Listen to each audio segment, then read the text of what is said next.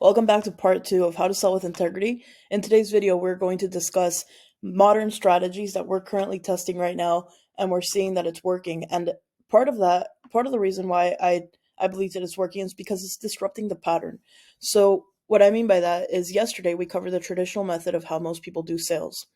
And the thing is, when you try to do a strategy and it becomes popularized by the internet, a lot of coaches start teaching it, a lot of books come out about it, TikTokers, LinkedIn, YouTubers start talking about these strategies in open, in open forums. All of a sudden, it doesn't really become it becomes super popularized, so it doesn't become this secret modern strategy. So what I wanted to share with you today is something that I've actively been testing, and I've been moving away from this old model just because I never really resonated with it in the first place. If you watched yesterday's video and probably for the past couple of days, I've been talking about how reasons why I don't resonate with this model, and today I'm going to break down exactly how I'm actually making this sales process a little bit more aligned to my values. So, first thing to know here is the traditional sales process. It goes like this: you talk to someone, you spend some time talking to that person, right? Maybe you send some DMs, whatever it is. The speed to get someone to actually reply to you and to get them booked on a call, traditionally speaking, it doesn't take that long. The problem is that for them to actually convert into any kind of financial conversion, this usually takes forever, right? You have to, after you do the call or after you do the initial outreach or whatever, now you have to follow up, follow up, follow up. And a lot of the times, because it was so easy to book a call and you did the outreach, there is very, very little emotional commitment. So the likelihood of them showing up on the call also ends up being a little bit of an annoying thing if you're like a salesperson, right? Because now you have to waste time with all these reschedules, and then you have to now go and follow up and try to get them back on the calendar, and it's not fun for any party. The problem with this also is that a lot of people that are doing this method, a lot of them are just banking on short wins, and in the process, they're hurting their long term brand.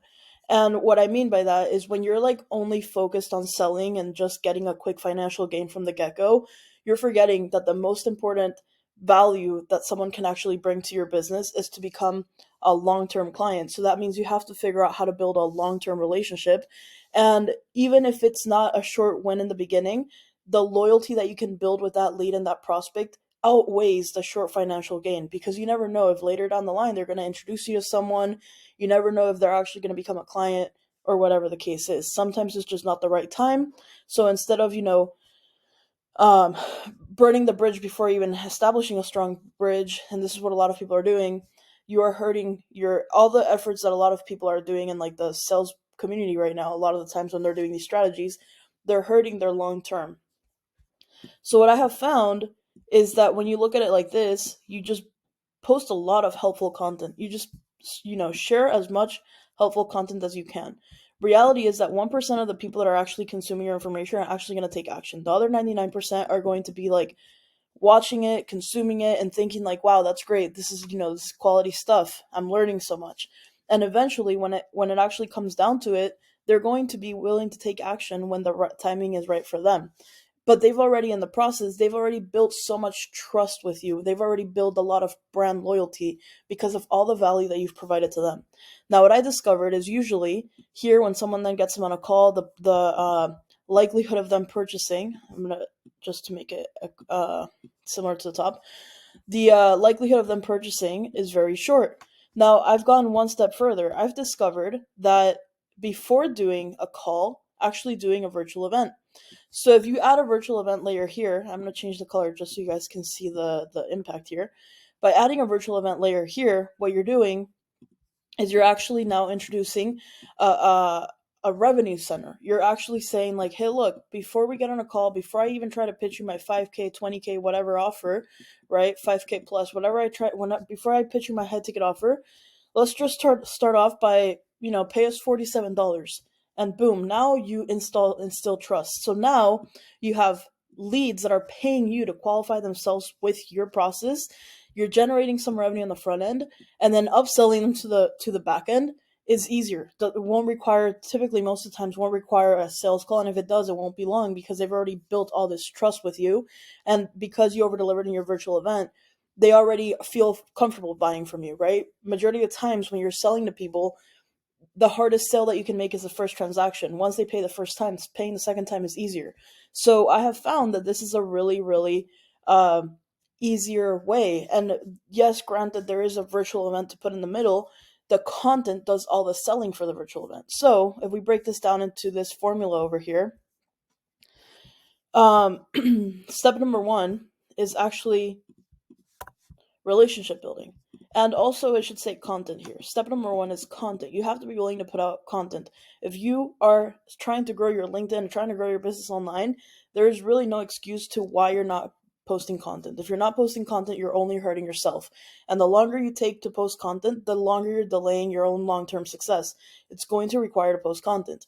Now, a lot of people make this more complicated than it is, but it really can be as simple as opening up Canva, just like I'm doing these last few days, putting on this whiteboard thing, turning on a loom recording this whole video, speaking for 10-15 minutes without having to edit the video, and then I post it, right? And then I write up a little blurb right above it, takes 5-10 minutes, and then I post it. Immense value was just given. Took me less than 30 minutes, right? So you have to be willing to share actual valuable content. And this is going to be the beginning of why people actually start resonating with you. They start liking you. They start building trust with you way before any sale even happens. And by posting content, you're letting your messaging repel the wrong people and attract the right people into attraction marketing at this stage, right? You're attracting the right buyers. So then when the appointment setting for us, what it really looks like is when people do send us DMs, before I even try to qualify and get on a call, what I actually do first I lead with more value. Usually because we are doing attraction marketing, we're getting inbound. So it's usually people starting off by saying like, wow, that was really helpful. Love your content, whatever. And then immediately they say a couple more words. They immediately ask for help or whatever the case is. And so usually at that stage, I'll be like, hey, thank you so much for reaching out. And then immediately I'll try to find out what is the thing that they're actually struggling with, not to book them on a call, but so that I can send them more content. And this is why, because if they're asking for, like, let's say one question that I get all the time, like, I'm struggling to figure out what kind of business to start. I go, great, I have a YouTube video showing you exactly what to do step by step. Let me send you the link. But if they say something like you can just tell by the message that like their hair is on fire, they need a solution quick, then I'll send them a funnel, a link to a funnel that will do all the nurturing, qualification, and all that for me. And this is also where AI comes into play, and I have an AI agent that calls and qualifies and all of that. Now, when I send them content, it's very important because in the content, this is where I'm now selling the call. In the content, I'm saying like, hey, join the boot camp, or hey, book a call, or whatever the case is.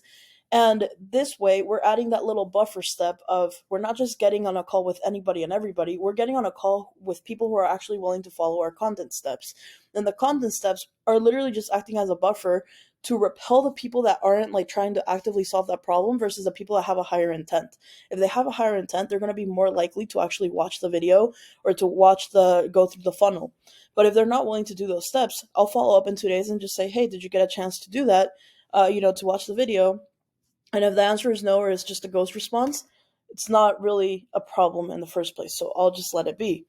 Now, the conversion usually happens in two ways. Either we'll send them to a virtual event, like I said, a low ticket buyer, and in the virtual event, we'll actually present our solution, and we won't pitch it as a huge sales pitch. We'll actually I'm going to show you tomorrow exactly how, but we do it in a way that it's very, very logical, and then we ask if we can show and share how we can actually help implement what we just showed them.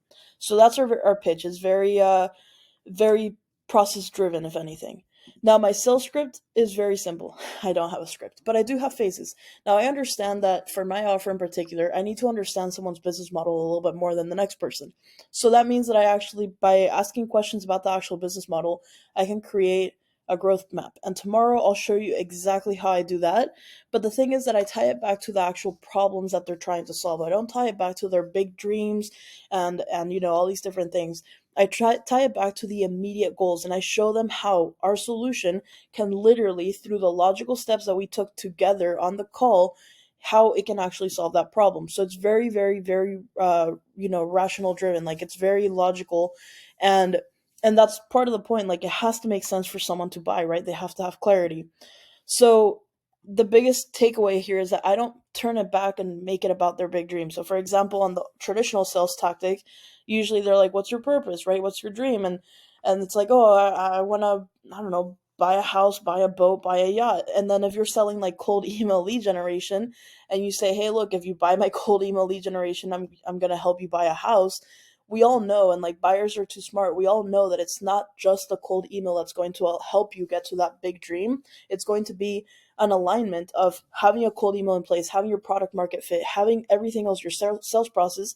So buyers are smarter now because they know that it's not just that one solution that you're trying to sell them that's going to solve the big dream, right?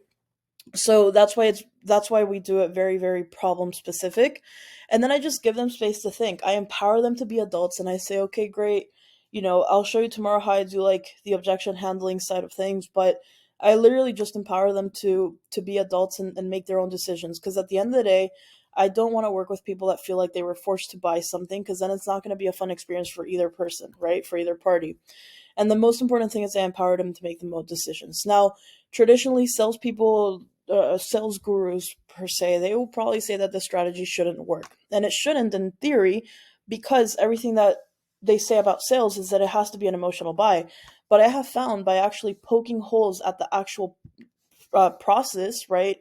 Identifying gaps in their processes and stuff like that, figuring out ways that we can solve it, and doing it in a way that feels like a collaboration, which I'll share with you tomorrow. I have found that this is far more effective. And the most important thing is that whatever we're trying to actually offer, we make sure that it's in alignment to both parties. It's not just something that we're like trying to shove down people's throats.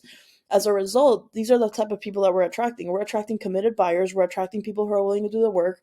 We're attracting smarter buyers, people that are actually buying based off of logic, which is great because they're actually already thinking and they know that it's just overall a better quality of client.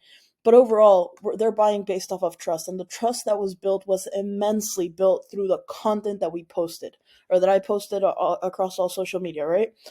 And then as a result, we are able to then help them get better results. We're able to also have a way better quality of relationship and work experience. And as a result, then we also get better testimonials. Now, in this process, what happens if there's follow-ups or anything like that? If they're not reaching out, or if they're not talking back to us, or whatever the case is, instead of just saying like, "Hey, did you get a chance to see this?" or "Hey, touching base, touching base, touching base," our follow-up is very simple. We just send more content. Like, simple as that. Whatever the problem that they're having with, even if it's on a call or via DMs, they tell us that they had a problem, and I film content that I know it's also going to be relevant to everyone else in this niche, or in this in this process. I'll film the content, and even if it takes me an extra 10 minutes out of my day to film the content, I will do it, because I know that this is going to drive value, and this is going to strengthen the relationship. So long term, we're not burning the bridge from the beginning and then being annoying by like, spamming people and all of this. We're actually establishing this relationship that it can go in many directions in the longevity of this brand. Now, as a result, this technically shouldn't work. Traditional sales calls, one out of three, usually one up to three people, usually out of 10 sales calls, close when you use these tactics. Because you're building content, because you're warming them up so much through all the content, the virtual events and stuff like that. Like I said, technically this shouldn't work, but this is how we closed 7 out of 10 calls just last week, simply by following this technique. You're free to welcome. You're more than welcome to try it yourself. Tomorrow, I'm going to show you exactly how the conversation goes on the call. You're more than welcome to try this yourself. And like I said, if there is anything that you would add to make this experience even better, I would love to hear from you, because, like I said, this is something we're actively testing. And the difference between these two, these two offers is that here, or sorry, these two sales processes. Here, you're selling the dream, versus here, you're actually selling the solution, and it's a hyper specific solution, so that you're not just trying to fix the whole business. You're actually trying to just say, "No, we're gonna fix this one little piece. By fixing this one little piece, it's gonna have a greater impact, and then we can talk about how to fix the next thing." Right? So, if you have any questions about this, let me know in the comments. Otherwise, thank you so much for watching this video, and come back tomorrow for part 3.